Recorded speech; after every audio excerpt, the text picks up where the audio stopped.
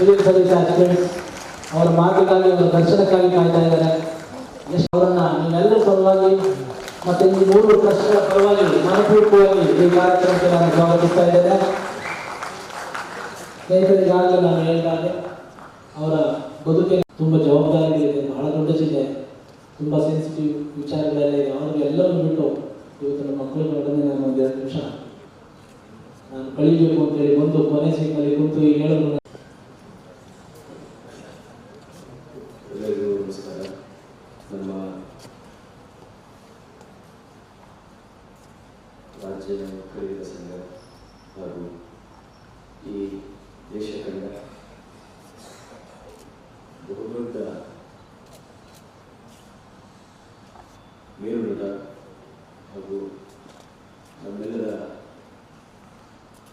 ನಾವೆಲ್ಲರೂ ಅನುಸರಿಸಬೇಕಾದ ಬಹಳಷ್ಟು ಗುಣಗಳನ್ನು ಹೊಂದಿದ doctor Rajkumar civil service academy ಹಾಗೂ ಜನಚೇತನ ಟ್ರಸ್ಟ್ ಕುವೆಂಪು ನಗರ ಮೈಸೂರು ಸಹಯೋಗದಲ್ಲಿ ಮತ್ತು ಬಹಳಷ್ಟು ಜನ ಸಮಾಜದ ಬಗ್ಗೆ ತುಳಿತ ಹೋಗಿರ್ತಕ್ಕಂಥದ್ದು.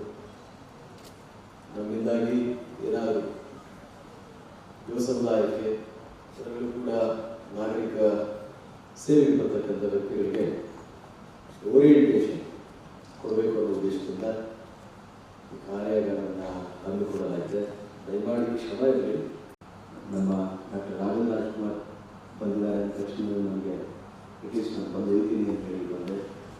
ಸೊ ಇಲ್ಲಿ ಕಾರ್ಯಕ್ರಮದ ಅಧ್ಯಕ್ಷತೆ ವಹಿಸಿರ್ತಕ್ಕಂಥ ಪ್ರಸನ್ನ ಉದ್ಘಾಟನೆ ಮಾಡಿರ್ತಕ್ಕಂಥ ನಾಡಿನ ಖ್ಯಾತ ಚಲನಚಿತ್ರ ನಟರು ಹಾಗೂ ಡಾಕ್ಟರ್ ರಾಜ್ಕುಮಾರ್ ಸಿವಿಲ್ ಸರ್ವಿಸ್ ಅಕಾಡೆಮಿಗೆ ಎಲ್ಲ ಕರ್ತೃಗಳಾಗಿರ್ತಕ್ಕಂಥ ಶ್ರೀ ರಾಜ್ಕುಮಾರ್ ಅವರೇ ವಾಸ್ತವ್ಯದಲ್ಲಿ ಆಡಿದ ಭಾಳ ಹಳೆಯ ಕಳೆದ ಆಲ್ಮೋಸ್ಟ್ 8-9 ವರ್ಷದಿಂದ ನನ್ನ ಪರಿಚಿತರು.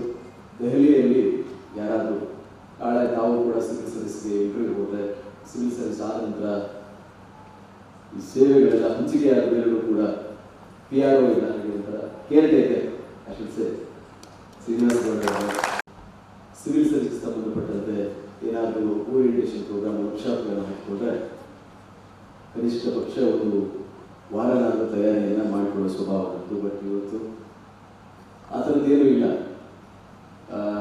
ನನಗೆ ತಿಳಿದ ಮಟ್ಟಿಗೆ ನೀವೆಲ್ಲ ಭಾಳ ಇಲ್ಲಿ ಸೇರುವವರೆಲ್ಲ ಒಂದು ಉದ್ದೇಶದಿಂದ ಸೇರಿದ್ದೀರಾ. ನಿಮ್ಮೆಲ್ಲರಿಗೂ ಶುಭವಾಗಲಿ. ಈಗಾಗಲೇ ಬಹಳಷ್ಟು ವಿಚಾರಗಳನ್ನು ನಿಮಗೆಲ್ಲರಿಗೂ ಹೇಳಿದ್ದಾರೆ. IAS ಅಥವಾ IPS UPSC ಮಾಡತಕ್ಕಂಥ ಪರೀಕ್ಷೆಗಳ ಬಗ್ಗೆ 10 ವರ್ಷಗಳ ಹಿಂದೆ ಕರ್ನಾಟಕದಲ್ಲಿ ನಾವು ಪರೀಕ್ಷೆ ಬರೀಬೇಕಾದ್ರೆ ಅಥವಾ ನಮಗಿಂತ ಪೂರ್ವದಲ್ಲಿ 5-6 ವರ್ಷ ಪರೀಕ್ಷೆ ಬರೀಬೇಕಾದ್ರೆ ಅಷ್ಟೊಂದು ಜಾಗೃತಿ ಇರಲಿಲ್ಲ. ಇವತ್ತೆಲ್ಲ ಬದಲಾಗಿದೆ. ದೆಹಲಿ ನಮ್ಮ ರಾಜೇಂದ್ರದಲ್ಲಿ ಕೂಡ 5,000 ಜನ ಸಿಗ್ತಾರೆ, 5,000 ಜನ ಸಿಗ್ತಾರೆ. ಒಂದು ನಾನು ಹೇಳುವಲ್ಲಿ ಅಷ್ಟೇ, we are the results of our thoughts. ನಾವು ನಮ್ಮ ನಿರ್ಧಾರಗಳ ಪ್ರತಿಫಲ. ಇವತ್ತು ಇಂಥದ್ದು ಕಾರ್ಯಾಗಾರ ನಡೀತಾ ಇದೆ ಅಂತ ನಿರ್ಧಾರವನ್ನು ತೆಗೆದುಕೊಂಡು ನೀವು ಬರಬೇಕು ಅಂತ ಮನಸ್ಸು ಮಾಡಿ ಇಲ್ಲಿ ಬಂದಿದ್ದೀರಿ. So you are getting benefit. ನೀವು ಅದರ ಪ್ರತಿಫಲವನ್ನು ಅನುಭವ ಅಥವಾ ಪರೀಕ್ಷಾ ಸ್ವರೂಪ, ಪರೀಕ್ಷೆಗೆ ಬೇಕಾದ ಪೂರ್ವ ಸಿದ್ಧತೆ, ಅದರ different phases of the examination service ಎಲ್ಲವನ್ನು ಕೇಳಿದ್ದೀರ. That is your benefit. Likewise ನಾವು ಸಿವಿಲ್ ಸರ್ವಿಸನ್ನು ಬರೀಬೇಕು ಅಂತ ನಿರ್ಧಾರ ತೆಗೆದುಕೊಂಡ ಮೇಲೆ ಎಲ್ಲಿ ಪರೀಕ್ಷೆಯನ್ನು ತಯಾರಿ ಮಾಡ್ತೀವಿ ಅನ್ನೋದು ಭಾಳ ಮುಖ್ಯ. Where I am going to prepare. ನಾನು ಮೈಸೂರು ಯೂನಿವರ್ಸಿಟಿಯಲ್ಲೇ ಓದ್ತೀನ, ಮಹಾರಾಣಿ ಕಾಲೇಜಿನಲ್ಲಿದ್ದೇ ಓದ್ತೀನ, ಎಲ್ಲೆಲ್ಲಿ ಮಾಡ್ತಾನೆ ಓದ್ತೀನ, MBA ಮಾಡ್ತಾನೆ ಓದ್ತೀನ, ಬ್ಯಾಂಗ್ಳೂರಲ್ಲಿ ಯಾವುದೋ ಒಂದು ಕೋಚಿಂಗ್ ಸೆಂಟರ್ ಇದೆ ಅದರಲ್ಲೂ ಓದ್ತೀನ, ಹೈದರಾಬಾದ್ ಹೋಗ್ತೀನ, ಚೆನ್ನೈಗೆ ಹೋಗ್ತೀನ, ಅಥವಾ ಡೆಲ್ಲಿಗೆ ಹೋಗ್ತೀನ, ಎಲ್ಲಿ ನಾನು ಓದ್ತೀನಿ ಪ್ಲೇಸ್ ದಟ್ ಮ್ಯಾಟರ್ಸ್ ನಾಟ್. ನನ್ನ ಅನುಭವ ಹೇಳುವುದಾದರೆ ನಾನು ಹೈದರಾಬಾದಲ್ಲಿ ಸುಮಾರು 1-1.5 ವರ್ಷ ಪರಿಪೂರ್ಣ ಪರೀಕ್ಷೆಯನ್ನು ಬರೆದಾದ ಮೇಲೆ ದೆಹಲಿಗೆ ನಾನು ಇಂಟರ್ವ್ಯೂ ಹೋಗಿದ್ದೆ.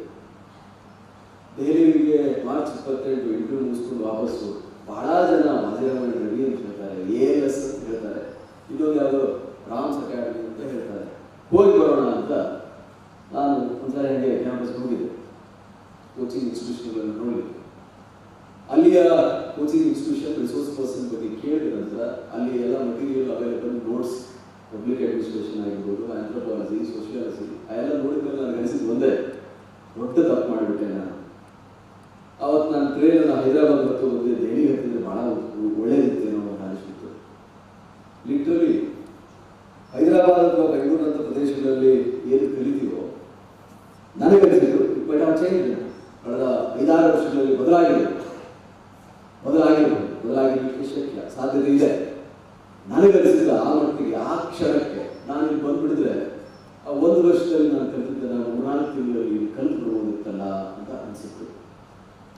ಯಾಕೆ ಅನಿಸ್ತು ಅಂತಂದ್ರೆ ಅಲ್ಲಿ ನಾನು ಭೇಟಿಯಾದ ಕೆಲ ಇಂಟರ್ವ್ಯೂ ಕೊಟ್ಟವರು ಅವರೆಲ್ಲ ಒಬ್ಬರು ಚೆನ್ನಾಗಿ ಡಾಕ್ಟರ್, ಒಬ್ಬರು MBBS, MBA ಆಲ್ ಒಂಥರ ಬಹಳ ದಿ ಬೆಸ್ಟ್ ಹುಡುಗರೆಲ್ಲ ಅದಕ್ಕೆ ಸಾಯಂಕಾಲ ಕುತ್ಕೊಂಡು ಚಾಟ್ ಹೋಗ್ಬಿಟ್ಟು ಅಡ್ಡಾಡ್ಬಿಟ್ಟು ಅದೆಲ್ಲ ಇತ್ತು. ಸೊ ಆದರೆ ಇವರ ಪೊಸಿಷನ್ ನಿಮ್ದು ಏನಿದೆ, ನೀವು ಎಲ್ಲಿ ಯಾವ ಬ್ಯಾಕ್ಗ್ರೌಂಡ್ ಇಂದ ಬಂದವರು, ತಂದೆ ತಾಯಿಗಳು ಯಾರು, ಅಫೋರ್ಡಬಿಲಿಟಿ ಏನಿದೆ ಅದೆಲ್ಲವೂ ಕೂಡ ಆ ಕೋಚಿಂಗ್ ಇನ್ಸ್ಟಿಟ್ಯೂಷನ್ ಹೋಗ್ಲಿಕ್ಕೆ ಆಗುತ್ತೋ ಇಲ್ಲೋ ಅನ್ನೋದನ್ನು ಡಿಸೈಡ್ ಮಾಡ್ತಾರೆ. Doctor A U. Venkatesh, present deputy commissioner of Haveri, 74ನೇ ರ್ಯಾಂಕ್, 76, 76ನೇ ರ್ಯಾಂಕ್. ಯಾವುದೇ ಕೋಚಿಂಗ್ ಇನ್ಸ್ಟಿಟ್ಯೂಷನ್ಗೆ ಹೋದವನಲ್ಲ, ಹೋಗಿಲ್ಲ, ಯಾವತ್ತು ಹೋಗಿಲ್ಲ. ನೋಟ್ಸ್ ತರ ಓದಿದ, ವಿಕ್ಟೋರಿಯಾ ಹಾಸ್ಪಿಟಲ್ ಕೆಲಸ ಮಾಡ್ತಾ ಇದ್ದೆ, MD, MBBS, MD, DMB ಅವನು. he was drawing almost 2 to 3 lakh per month. ಅಂತ ಹುಡುಗರು ನಿಮಗೆ ಸಿಗ್ತಾರೆ, ಅಂಥವರು ಇದ್ದಾರೆ.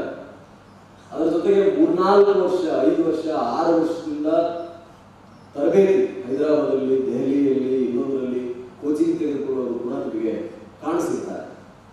ಸೊ ಅದಕ್ಕೆ ಡಿಸೈಡ್ ದ ಪ್ಲೇಸ್.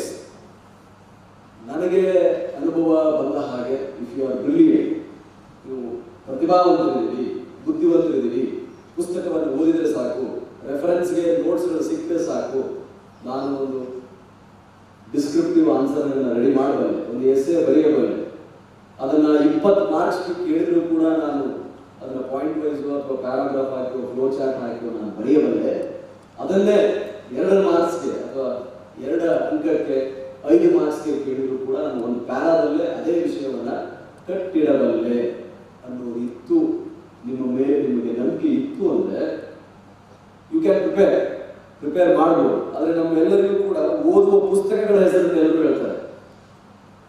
ಹೋಗಬೇಕಾದ ಕೋಚಿಂಗ್ ಇನ್ಸ್ಟಿಟ್ಯೂಷನ್ ಬಗ್ಗೆ ಬಹಳಷ್ಟು ಜನ ನಮಗೆ ಆನ್ಲೈನ್ ಓದಿದ್ರೆ ಸಾಕು, IAS ಕೋಚಿಂಗ್ ಇನ್ಸ್ಟಿಟ್ಯೂಷನ್ ಸಿಕ್ಕಾಪಟ್ಟೆ ಸಿಗುತ್ತೆ. ಈಗ ಆನ್ಲೈನ್ ತರಬೇತಿ ಟೆಸ್ಟ್ಗಳನ್ನು ಕೂಡ ಶುರು ಮಾಡಿದ್ದಾರೆ. ಬರೆಯೋದು ಯಾಕೆ? ಅಲ್ಟಿಮೇಟ್ಲಿ ಆ 3 ಗಂಟೆಗಳ ಕಾಲ ಆ CSAT ಪೂರ್ವವಾಯು ಪರೀಕ್ಷೆಯನ್ನು ಕ್ಲಿಯರ್ ಮಾಡಬೇಕಾದವ್ರು ನೀವೇ, ಮೇನ್ಸ್ ಒಂದು ಸಬ್ಜೆಕ್ಟ್ ಅನ್ನ ಮೊದಲು ಅಭಿರುಚಿ, ನಿಮ್ಮ ಬ್ಯಾಕ್ಗ್ರೌಂಡ್ ಅನ್ನು ನೋಡಿ ಆಯ್ಕೆ ಕೊಡಬೇಕಾದವರು ನೀವೇ. ಅದಾದ ನಂತರ S A, general studies, paper 1, 2, issues of social relevance ಇರಲಿ, ಇನ್ನೊಂದಿರಲಿ, ಓದಬೇಕಾದವರು ನೀವೇ. ಓದುವುದು ಅಷ್ಟೇ ಅಲ್ಲ, ಓದಿದ್ದನ್ನ ಗರಿಷ್ಠ ಅಂಕಗಳು ಬರುವ ಹಾಗೆ ಬರೆಯಬೇಕಾದವರು ನೀವೇ. It's a golden opportunity to serve the nation. ಈ ದೇಶದಲ್ಲಿ ಅಥವಾ ಈ ರಾಜ್ಯದಲ್ಲಿ ಪ್ರಜಾಪ್ರಭುತ್ವ ವ್ಯವಸ್ಥೆಯಲ್ಲಿ ಆಗಿರ್ತಕ್ಕಂಥ ಎಲ್ಲಾ ಸುಧಾರಣೆಗಳಿಗೆ ಅಧಿಕಾರಗಳು ಅಥವಾ ಅಧಿಕಾರವನ್ನು ತಪಾಟಿತ ಅದನ್ನು ಮಾಡಿದವರು, ತಳಮಟ್ಟದಲ್ಲಿ ಕೆಲಸ ಮಾಡಿದವರೆಲ್ಲ ಒಳ್ಳೆ IAS, IPS ಮತ್ತು ಅವರ ತಂಡದ ಎಲ್ಲ ಸದಸ್ಯರಿಂದ ಆಗಿದೆ. ಅದು ಬಹಳ ಏನೇ ಆಗಿರಲಿ, 20 ಪಾಯಿಂಟ್ ಪ್ರೋಗ್ರಾಮ್ ಆಗಿರಲಿ, ನರೇಗಾ ಆಗಿರಲಿ, ಒಳ್ಳೆ ರೋಡ್ಗಳಾಗಿರಲಿ, ಆಶ್ರಯ ಮನೆ ಆಗಿರಲಿ, ಇನ್ನೊಂದಾಗಿರಲಿ, ಮತ್ತೊಂದಾಗಿರಲಿ, in the able leadership of the chosen masters, democratic people's ರಿಪ್ರೆಸೆಂಟೇಟಿವ್ನ ಅವರ ಮಾರ್ಗದರ್ಶನದಲ್ಲಿ ಎಲ್ಲ ಕೆಲಸ ಆಗಿದೆ. ಇಲ್ಲಿ ಬಂದರೆ it is wonderful world all together. Civil servants ಅನ್ನೋದು, ಸಿವಿಲ್ ಸರ್ವಿಸ್ ಅನ್ನೋದು, IAS ಅನ್ನೋದು, IPS ಅನ್ನೋದು, IRS ಅನ್ನೋದು, ಅಥವಾ ಫಾರಿನ್ ಸರ್ವಿಸ್, ಫಾರೆಸ್ಟ್ ಸರ್ವಿಸ್ ಅನ್ನೋದು, ಇವಾಗ ಆಲ್ಮೋಸ್ಟ್ ಆರ್ಕಿಟೆಕ್ಟ್ಸ್ ಆಗಿರ್ತಾರೆ, ಎಂಜಿನಿಯರ್ಸ್ ಆಗ್ತಾರೆ, ಈ ದೇಶದ ಭವಿಷ್ಯತ್ತನ್ನು ನಿರ್ಧರಿಸುವ ಎಂಜಿನಿಯರ್ಸ್ ಆಗ್ತಾರೆ. ಸೊ ಆ ಕಾರಣಕ್ಕೆ it's a major responsibility. So ಆ ಕಾರಣಕ್ಕೆ 21-22 ವಯಸ್ಸಿನಲ್ಲಿ ಇರ್ತಕ್ಕಂಥವ್ರು ಸದ್ಗುಣಗಳನ್ನು ಬೆಳೆಸಿಕೊಳ್ಳಿರೋರು, ಸದ್ಗುಣಗಳ